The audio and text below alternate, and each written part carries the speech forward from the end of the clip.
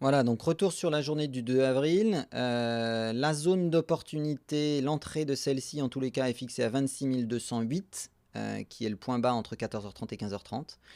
Il est tout de suite chatouillé ici, sur la première bougie de 15h30 de la séance, avec un possible retournement haussier matérialisé par ce doji. Donc on rentre en position, c'est ce qu'on voit à donc 15h31, on rentre en position.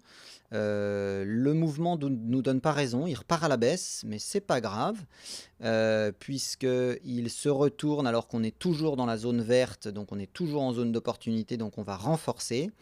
On renforce ici à 15h38 et on voit bien qu'on va sortir de tout cela gagnant avec une deuxième position largement gagnante et une première position légèrement perdante.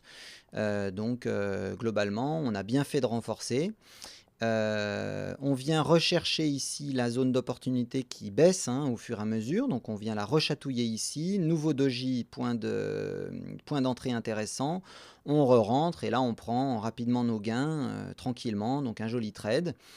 La zone d'opportunité a baissé ici au niveau de 26 140. On vient la chatouiller légèrement à 17h04 et puis un doji haussier ici.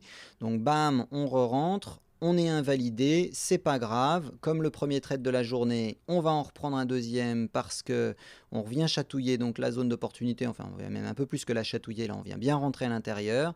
On repart à la hausse ici. Donc bim, 17h15, on re-rentre. Et on voit qu'on est largement récompensé, donc par un deuxième trade largement gagnant, un premier trade qui a été un peu perdant, mais globalement, on prend des points, c'est ce qui compte au final. Donc surtout ne pas perdre, ne pas couper trop vite, tant qu'on est en tendance haussière, renforcer raisonnablement. Même chose le 3 avril, donc le point bas ici, donc début de zone d'opportunité vers 26 250. On vient l'enfoncer assez fortement dès le début de la séance. Bim, un doji haussier ici à 15h35, 15h36, on rentre en position. On n'est pas récompensé tout de suite, mais on va l'être assez vite. On vient rechatouiller ici la zone d'opportunité. On va rentrer en renfort, deuxième position, et on va réussir à sortir globalement positif.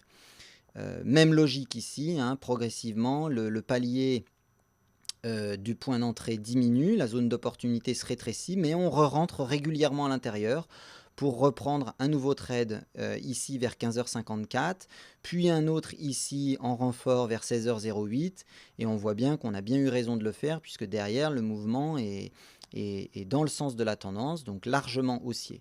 Donc la journée du 3 avril, on va avoir globalement 3 trades positifs et un perdant, mais globalement très positif.